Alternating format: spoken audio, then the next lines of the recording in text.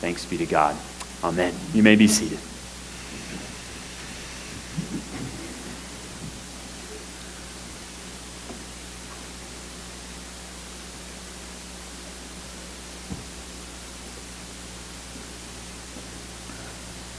So here we are a week later. The joyous celebration of resurrection was here last Sunday, Easter Sunday, and if we're honest with ourselves, the celebration didn't last very long. I think this last week has led a lot of us, maybe you're not like me when I say this, but the last week has led a lot of us to believe that maybe Jesus is still in the tomb rather than alive and well. Violence has occurred in our community. A human life was taken through a poor decision of another, and the ways of Cain, one of the original sons of Adam and Eve, the ways of Cain, of violence, of killing, are again alive and active and a part of our reality. Also, a few days later, another individual in our community decided to allow the darkness to conquer that day and took his own life. Just in a couple of neighborhoods over. And so yet again, we are dealing with suicide being on the forefront of our minds. We went through a list a few minutes ago of loved ones, of family, of friends here who are in our own church, who are hurting, who are in the hospital, who are sick, who have fallen on hard times. We'll be doing some funerals soon. And so our alleluias, he has risen, they've sort of faded away a little bit. Or at best, they simply have lost their vigor of a week ago.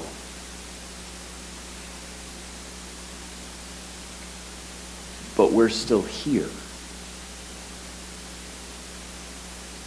You see, we are in the same place as we were last week. Now, you may not be sitting in the same seats because it was a little more crowded last week, but we are still here in this same place. And we find ourselves in the Easter season. Now, you need to know that 2 points. We are in the Easter season. Easter is not a one-day event, a one-day occurrence. There's a whole season of this. We get to celebrate the resurrection. We should celebrate it. We get to celebrate it for a whole season, up until Pentecost. And then we'll change from white to red for a little while, and then we go to the ordinary green for a long time. But we get a season of white, a season of resurrection stories. And the real truth, the real reality is that Easter should be and is celebrated every Sunday. Every Sunday is a little Easter. Every Sabbath in which we gather together, Sabbath being for us on Sunday, for the Jews it was a Saturday, but for the Sabbath we experience and we celebrate little Easters. And we do this simply because the resurrection happened. We can't change it. No amount of violence, no amount of hatred, no amount of evil in this world can change the covenant of love that was established with humanity on the cross, and that was signed, sealed, and delivered with the empty tomb. That Jesus was no longer there, but that he had risen.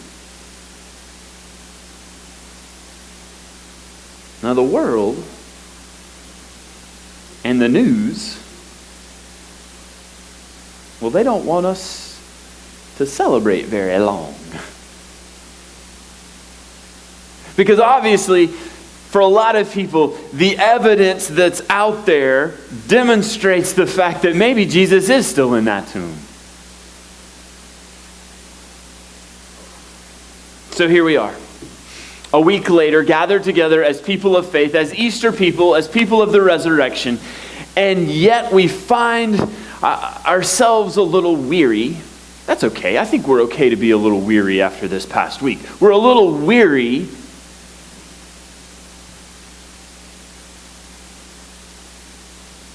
and we come across a story of someone else who was a little weary. We call him Doubting Thomas. See, Thomas didn't see the evidence that the other disciples did, or Thomas looked out and he saw something a little different, and it led him to be a little bit of a doubter, if you will. We'll come back to Thomas in a second, but first I want to set the scene for you, because here we have the 10 disciples. That's who's left. Judas has done his thing. Thomas is not with them. The 10 disciples are gathered in this upper room, maybe possibly the same room that they had broken bread in. It was the room that they had run for cover the few days before. As all was falling upon Jesus, the disciples were out of town. They were running for their lives. They did not want to be seen with him or caught by the authorities. And so they lock themselves and they hide behind closed doors.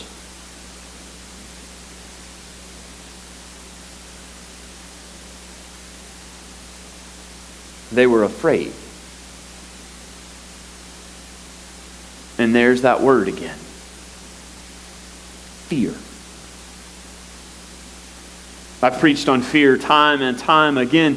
Some people argue that fear is one of the two drivers of all human activity.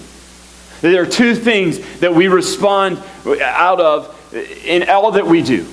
And we either respond out of fear or we respond out of love.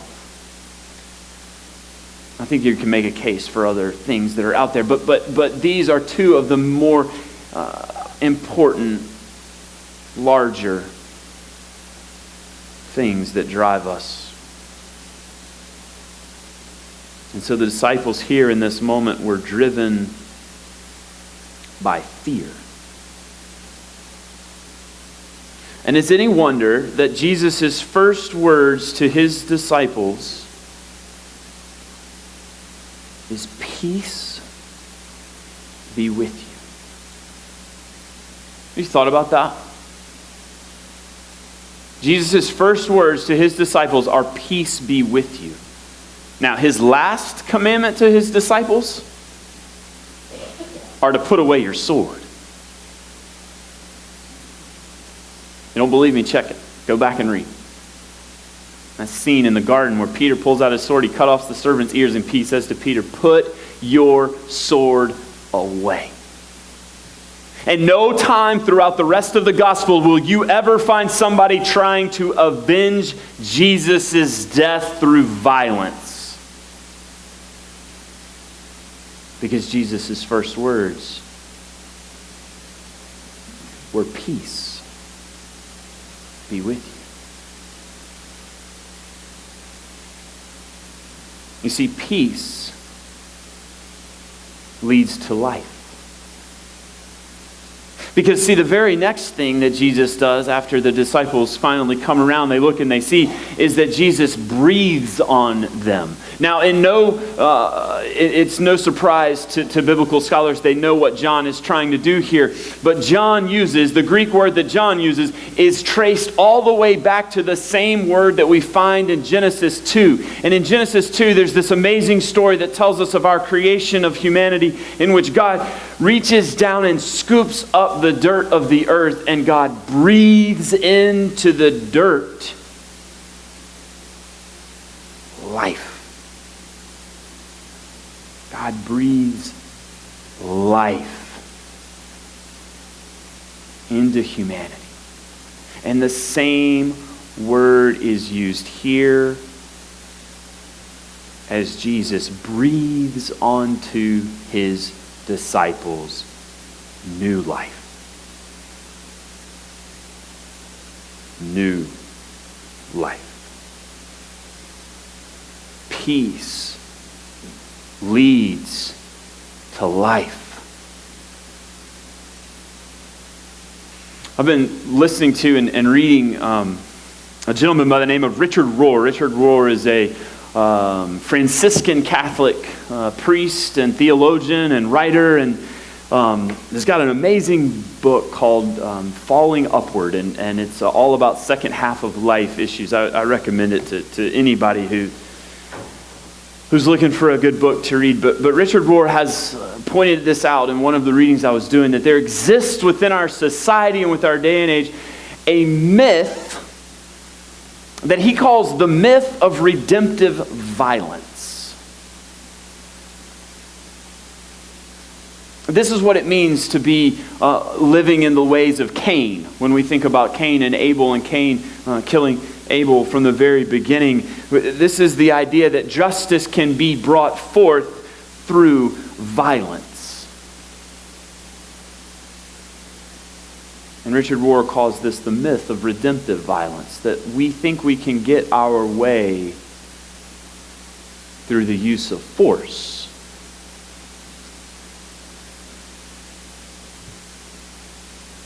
That an eye for an eye and a tooth for a tooth mentality. Pretty sure Jesus had some words to say about that.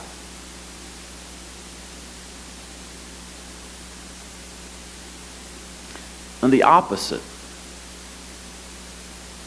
of the myth of redemptive violence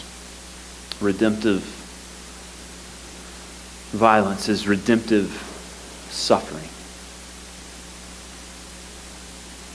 This idea of redemptive suffering. Now, I'm not one that really wants to readily sign up for suffering. Like if we put a sign-up sheet out there on the bulletin board that says who wants to suffer, I don't really want to sign up for that. I don't think you would either. But we already have. When we agreed to follow Jesus, when we agreed to walk the way in which Christ walked, that included dying on a cross, that we knew suffering would come. Richard Rohr offers a definition of suffering that I've never heard before, but he says this. He says, suffering is very, very simple. Suffering is simply the lack of control. Any time that we are not in control is suffering. So think about this. You're sitting, I know for a fact that this happens all the time. The light right there at Magwood and 61 malfunctions all the time, right? Hate it. Because I'll be sitting there and that light won't change for like stinking 6 or 8 minutes. I'm sitting there stuck and I'm not in control. I'm suffering. Right? Come on. You think about suffering like that in your own life. You have your own Magwood and 61s, whatever it is. Anytime you're not in control. Because while we laugh about that and we joke about it, think about it if you take it to a level in which you talk about your own body betraying you and not being able to figure out why you feel the way you feel. Doctors not being able to figure out what's going on. But all the tests coming back saying one thing, but yet something's not right. That's lack of control. That's suffering, right? Or living with people who, or having loved ones who continuously make bad decisions. Decisions that you can't control.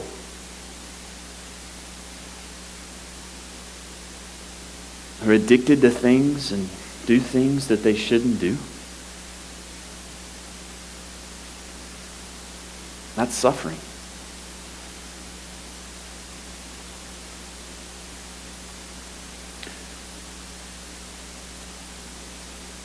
And here's the thing. Jesus on the cross, in full display of all the humanity that was Christ, suffered. I got into a debate with somebody after first service because they said, but Jesus was always in control. Jesus, you don't doubt the sovereignty of God. Jesus, however you want to interpret it, by going to the cross, suffered because he said to the people, do your very worst.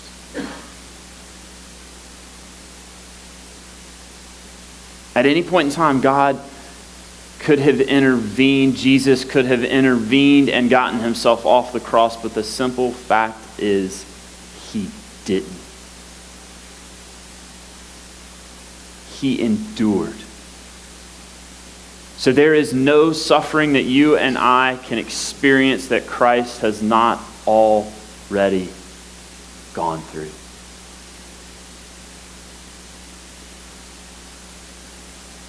And here's the beauty of this story.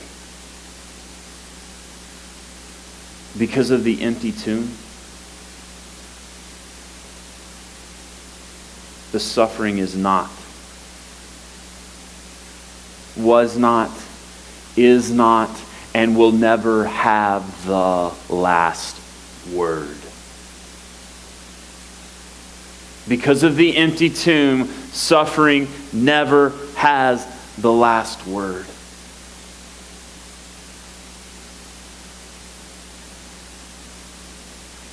Peace be with you. You may not be in control. You may suffer, but God is in control.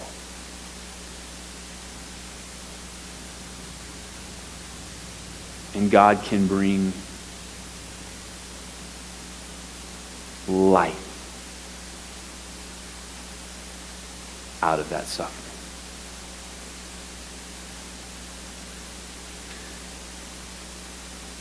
So what do we do with Thomas?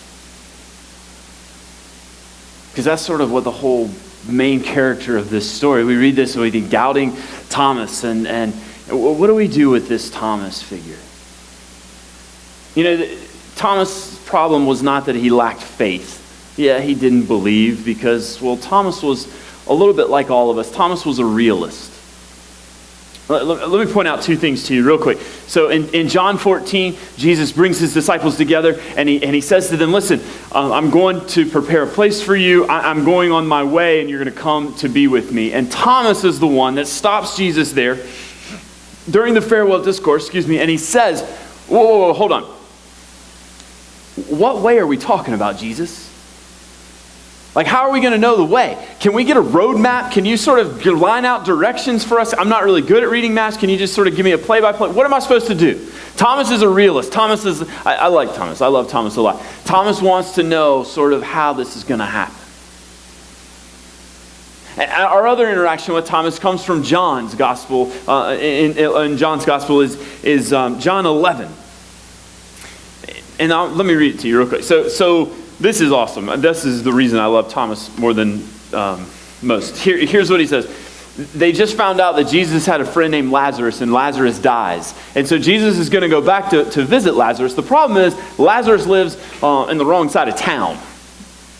Lives in Judea. And in Judea, Jesus is not very popular. And so this is what the disciples say. They hear he wants to go see his friend who's just died. And they say to him, wait. Rabbi, the Jews were just now trying to stone you, and you're going to go there again? Like, that's a conversation I would have. Like, let's slow down a little bit here. You're going to go back to that place in which they were just trying to kill you? That doesn't make any sense. So Jesus then talks to him. He talks about light and being the daylight. He's got to work during the day and just beautiful words. And he's finished and he's sort of convinced them or given him his reason for why going. And here's what Thomas says. This is why I love Thomas. Thomas just simply replies, according to John, "Let us also go, that we may die with him." That's it. Thomas is a realist. Thomas knows that if Jesus goes to this place, this is going to happen. And Thomas just says, "Hey, let's go." So when Thomas isn't there behind those first closed doors and he comes in and the disciples are there saying, hey, guess what has happened? It's not that Thomas is unbelieving and is doubting. Not that doubts are a bad thing, but it's just that he is a realist. Thomas, he needs to see it all. And we're not different than Thomas, you and I. Like, we're realists. Let me give you the ways, because I think we are so much like Thomas that sometimes our brains just want to pull the reins back on this whole faith thing and say, let's get serious, let's be real. Jesus could not have meant all those things that he said. You see, we see a world and we think, listen, that whole blessed are the poor, that's garbage. I see poor people all the time and they are not blessed. I don't believe that.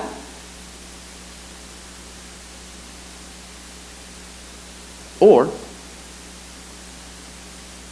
we hear Jesus say, love your enemy. And we think to ourselves, Jesus doesn't know my enemies. There ain't no way he wants me to love those people.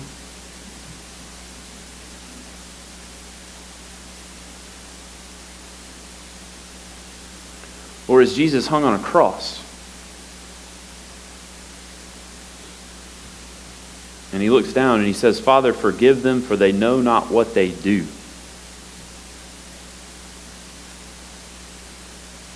And we think, oh, he's so naive.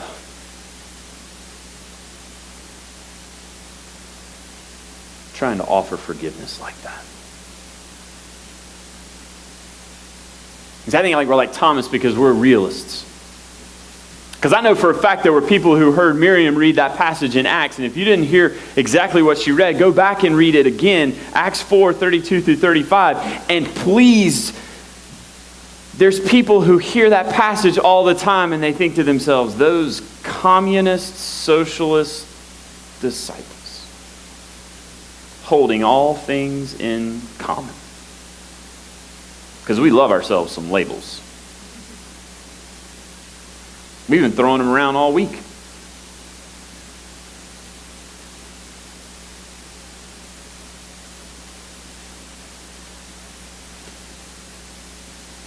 We want to be realists. When faith calls us to be believers instead.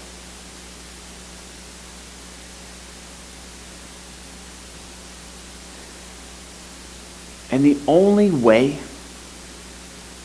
that any of this makes sense is if we've had an experience with the divine. I mean, that's the only way it made sense for the disciples who were locked behind doors. Pay attention to the text next time you read it in John 20, because what it says is that Jesus comes and stands amongst them, and it's not until they see his hands and his side that they believe. It's not an instantaneous like, oh, we see him and we believe him. No, they had to see the proof in his hands and in his sides. The same that Thomas had to see. So yeah, it may be doubting Thomas, but it's also doubting disciples. And if we're honest with ourselves, it's doubting us as well. That we doubt as well. Unless we see. Unless we touch, unless we taste, unless we smell the divine in a real way, and then we are transformed and our eyes, the scales fall down from our eyes like they did for Saul, who would then become Paul, and we see the world differently now. The enemies that once were are no longer. And we have an Easter worldview. like Jesus did. Like Jesus calls us to have.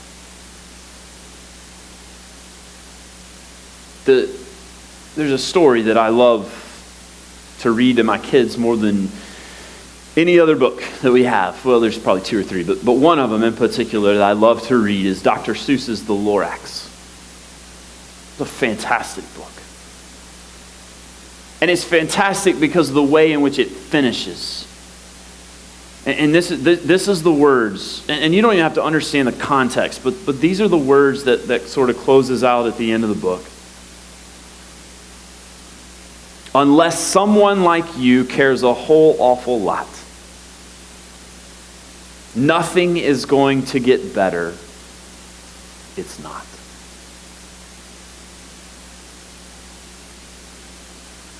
Because see, here's the thing. God trusts you and I. I mean, that's what this whole thing is. That's why we're gathered here.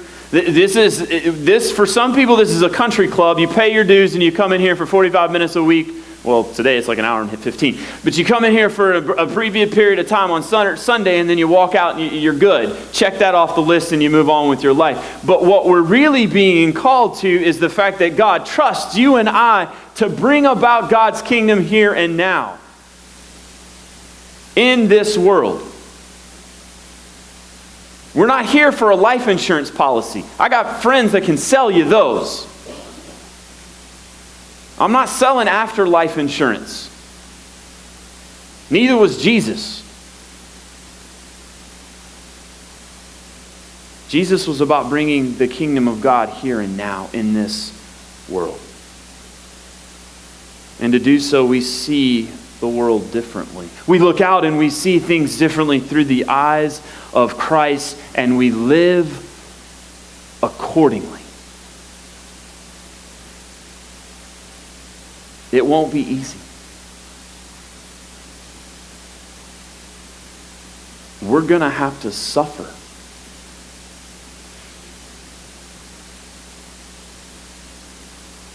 But remember, especially this Easter season, that the empty tomb reminds us that suffering never has the last word.